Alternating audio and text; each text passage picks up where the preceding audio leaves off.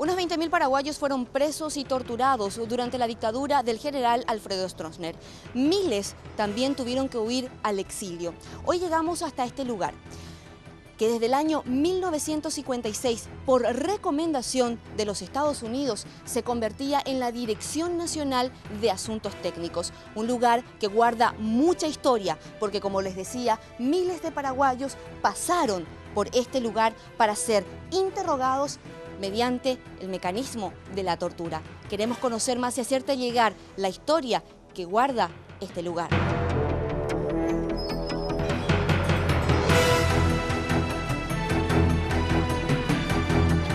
Fue declarado sitio histórico y bien cultural de la República. Esta es una casa familia más sencilla de los años 30. Pero esto era un comedor seguramente y acá, pero ya después funcionó como sala de espera de la dirección. Y en este balcón ventana estaba la guardia, amenazante permanentemente con sus ametralladoras. Llegaban los prisioneros Acá. en esto. Popularmente se denominó la Caperucita Roja, ¿verdad? Que tenía el identificativo de la policía, pero en otras oportunidades, no sé si por escasez de vehículos, venían a buscarte en un vehículo sin chapa, sin ningún tipo de logo, y te llevaban en eso, ¿verdad? Cuando esto entraba en un barrio, Sí. los pobladores veían que entraba la Caperucita Roja. ¿Cuál era la sensación? Aquellos que estábamos en la militancia política, cultural, estudiantil, qué sé yo, el caso de Clínica, lo primero que hacíamos era correr, porque vos sabías que posiblemente vos podías ser una de las víctimas a quienes venían a buscar por la detención. Y ahora vamos a conocer una de las habitaciones de esta casa. La habitación particular y el despacho, nada más y nada menos que del coronel Thierry, el funcionario norteamericano que llegó a nuestro país, según los testimonios y según los archivos, a adiestrar a los mejores policías paraguayos para poder realizar esas tareas de tortura y también de interrogatorio. Y también las imágenes muestran cómo Stroessner se fue a preparar a los Estados Unidos años antes. En este sector había una pileta. Acá había una pileta, una tina. Sí, donde una tina con agua donde se aplicaba la tortura que se llamaba la pileta comúnmente, pero es el ahogamiento de la persona hasta sentir que se muere.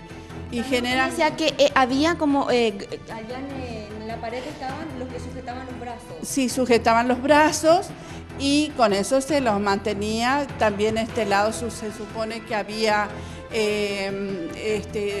luces muy fuertes que iluminaban a los ojos. Y estos son elementos de tortura que han sido donados al museo por policías y por víctimas, ¿no? Bueno, acá yo veo algo que realmente me causa escalofríos.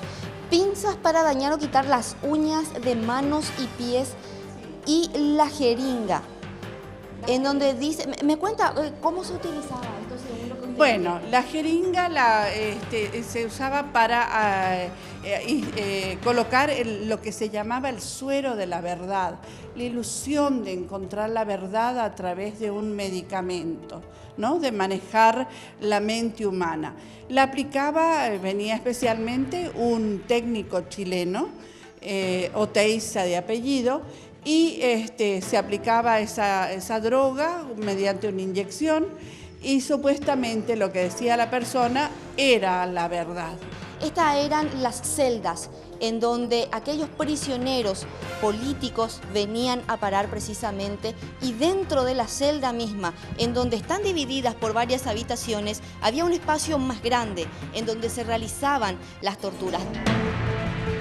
El detenido o la detenida estaban a veces boca abajo, a veces boca arriba, y había dos efectivos policiales en pantaloncitos por lo general, que eran los que uno le atajaba los pies y el otro la cabeza y le sumergía y le sacaba. Mucha gente era hacinada, suponemos que hombres sobre todo en esta parte, no había ningún tipo de comodidad mínima, sino al contrario, que estuvieran encimados y que para dormir incluso, según los relatos de prisioneros, dormían por horas, porque no todos podían acostarse, no había lugar para todos.